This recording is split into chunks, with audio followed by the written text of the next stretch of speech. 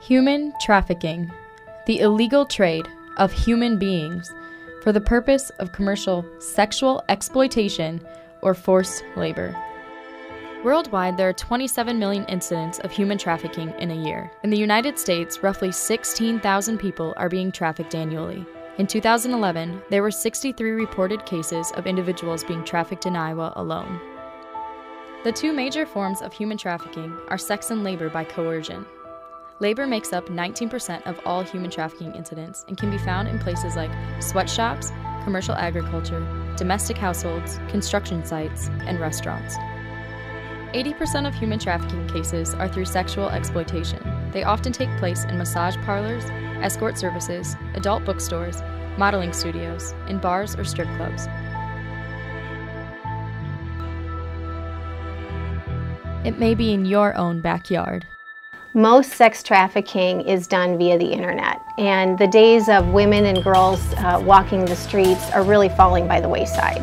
And so there is a different approach to it, not only with awareness, but for law enforcement. It is harder to find because it's hidden on the internet. And so in getting involved with breaking traffic, I knew a lot of our efforts would be just spreading awareness that it does exist in small towns and in states like Iowa. That this is not just a foreign country crime. It's not a crime that's just happening to foreign nationals who are trafficked into our country, nor is it a crime just happening in big cities. It's happening everywhere in communities across our nation.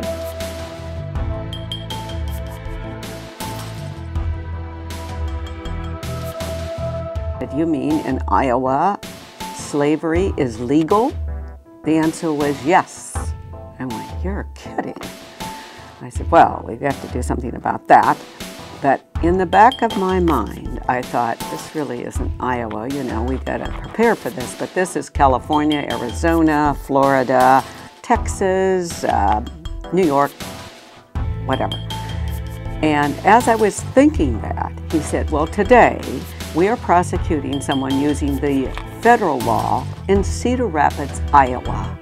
And he looked at me and said, where are you from, Senator? And I closed my eyes when I said, Iowa.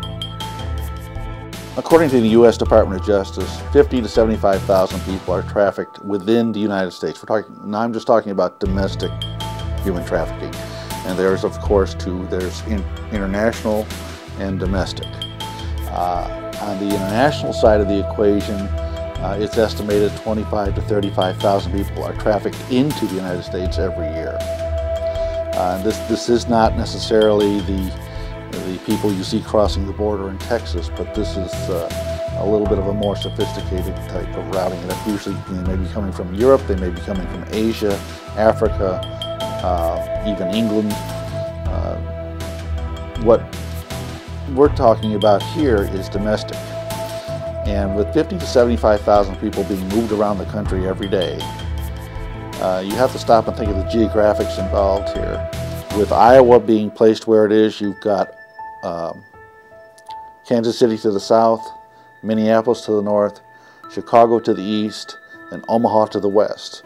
You've got Interstate 80, you got Interstate 35, you got Interstate 29, you got major state highways that traverse the entire state of 20 and 30. So to say that it's not here would be kind of flying in the face of logic. According to stripclublistings.com, there are 48 gentlemen's and strip clubs in Iowa alone. Human trafficking is slavery. Women and children are forced into this industry at an alarming rate in our country.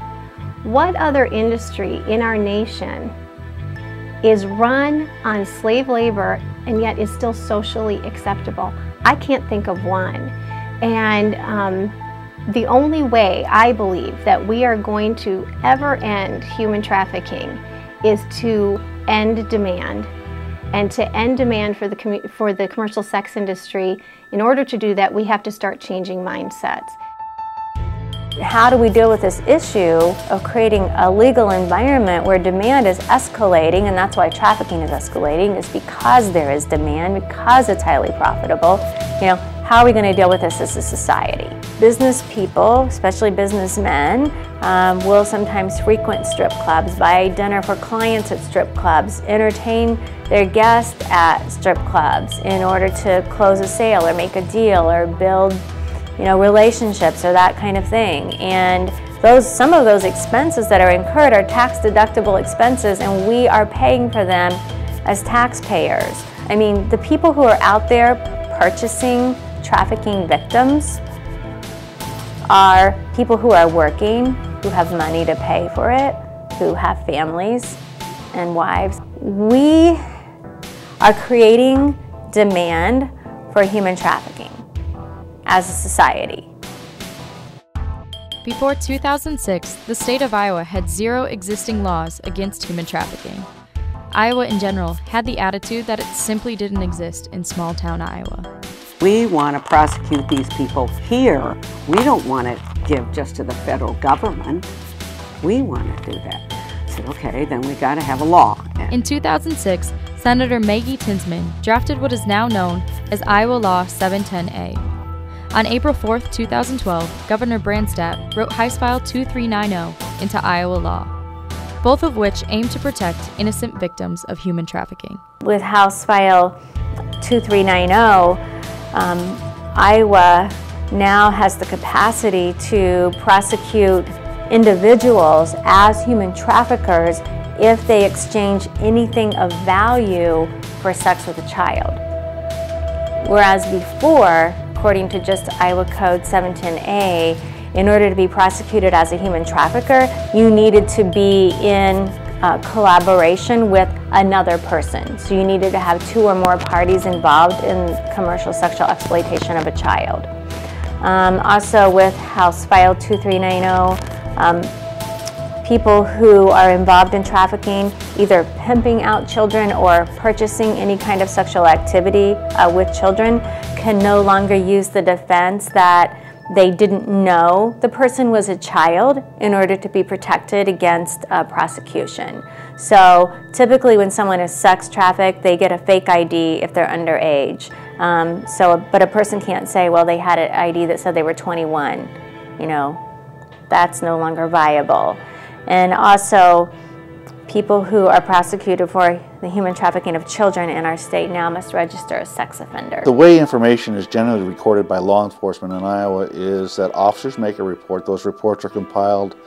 They go into a statistical database that's maintained by the state. It categorizes the types of crimes that are being committed out there.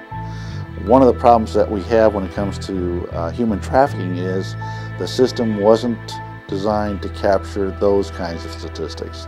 And so what might be a human trafficking case is oftentimes simply charged as a prostitution case or a harassment case or something like that. And so the consequence of that lack of clarity is our statistics are pretty murky in terms of what's actually happening in Iowa.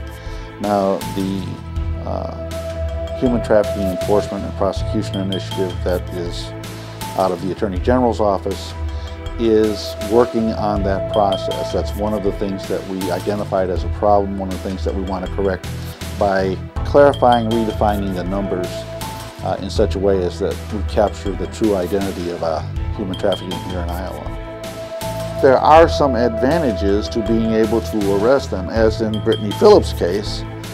She was arrested, charged with prostitution, which allowed the police then to take her out of the area and away from the traffickers, and she was able to tell her story.